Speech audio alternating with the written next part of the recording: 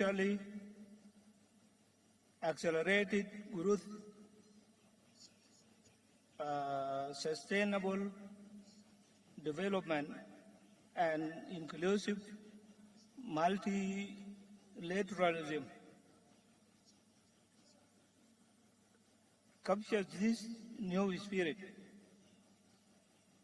With the Brics, people in the global south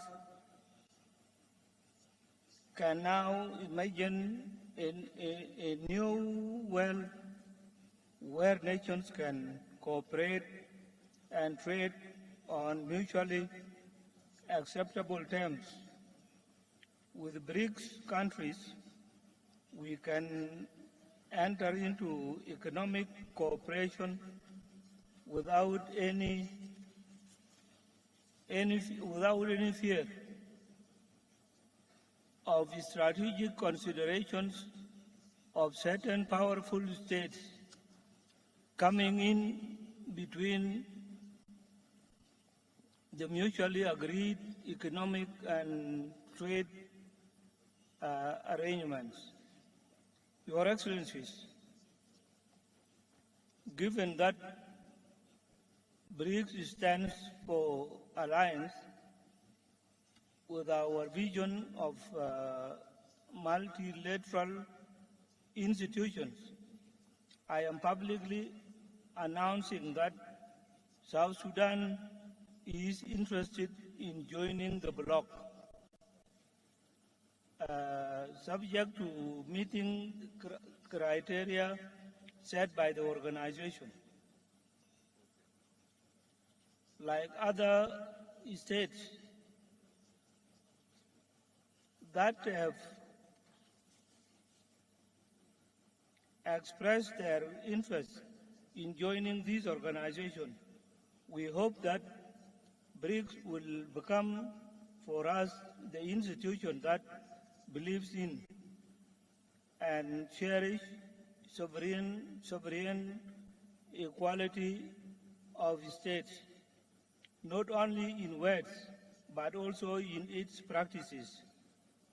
As a young country with numerous development-related challenges, South Sudan will be looking at BRICS alternative financial system as an avenue to borrow from, to fast-track roads building,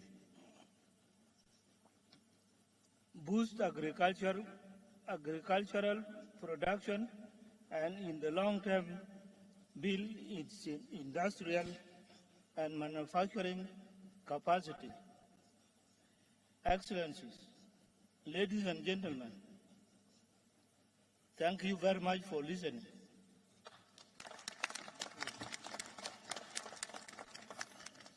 Thank you very much.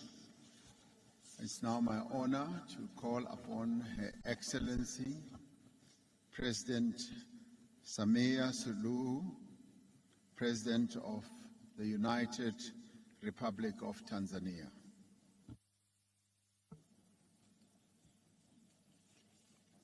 Your Excellency Cyril Ramaphosa, President of the Republic of South Africa, heads of state and government of BRICS member states, fellow heads of states and governments of the African Union member countries, ladies and gentlemen, it is both a pleasure and an honor to join you in this beautiful city of Johannesburg for the 15th BRICS Summit. Mr. Chairman, allow me to use this brief time allotted to me to applaud you members of the BRICS for keeping this association going since its establishment in 2009. Indeed, the international challenges that inspired the creation of BRICS have evolved, and one may say to the worse. Henceforth, in the face of the poly crisis and rising global uncertainty, there is a great need to have a meaningful dialogue that seeks to find common solutions to common challenges. That's why I welcome and commend the selection of the theme for this dialogue. I'm very optimistic that this dialogue will advance deliberations geared toward resolving the complex challenges which our countries are facing both individually and collectively. Excellencies, one aspect which I personally consider critical in the course of the dialogue is the call to redouble efforts and take concrete actions to address the North-South divide so as to deepen strategic, financial, trade, investment, and economic partnerships based on a just international economic order.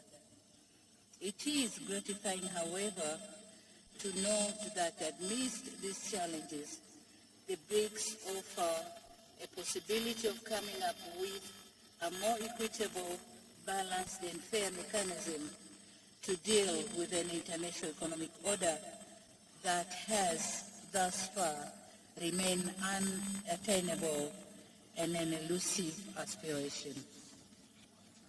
It is on these grounds that BRICS African Partnership needs to focus on unlocking potential opportunities on the continent towards realization of both Agenda 2063 and the Sustainable Development Goals, which includes the operationalization of African Free Trade Area.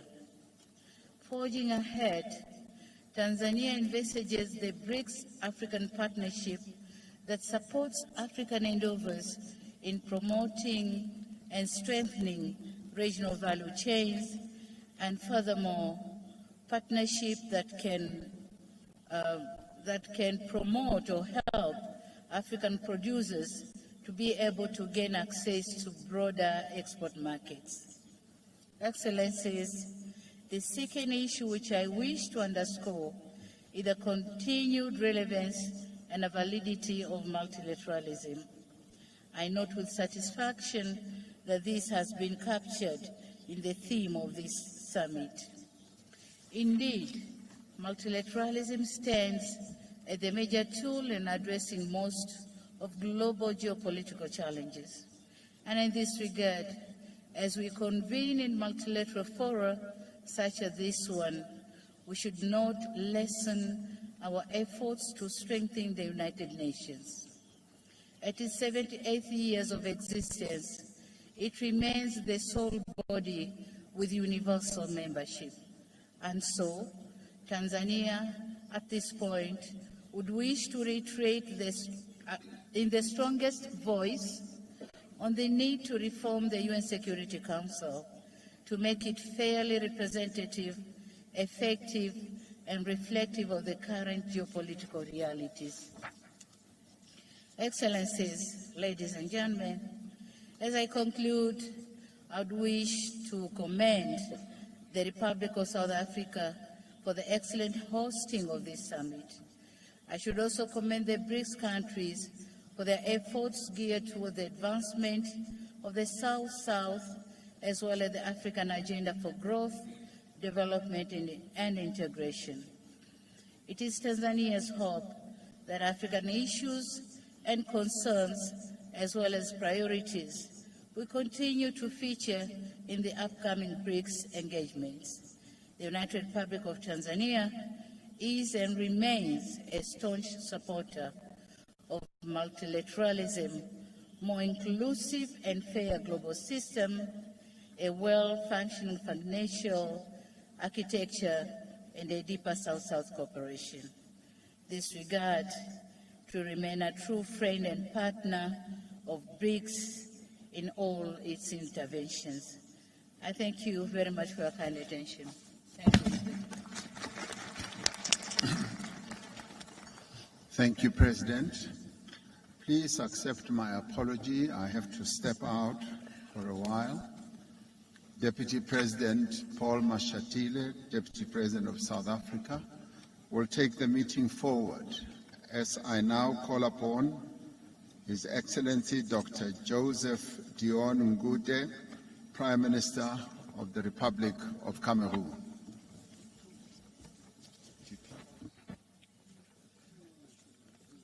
Your Excellency Cyril Ramaphosa, President of the Republic of South Africa, your brother and counterpart, the head of state of Cameroon, His Excellency Paul Biya, received your kind invitation to attend the 15th Brics Summit here in Johannesburg. The head of state would have liked to be here in person, but owing to a prior engagement, he has asked me to represent him. I hereby take this opportunity to express our sincere thanks to you, to your government, and to the friendly people of South Africa for the very warm welcome given to us since we arrived here, and of course, of the excellent arrangements you've made for this summit.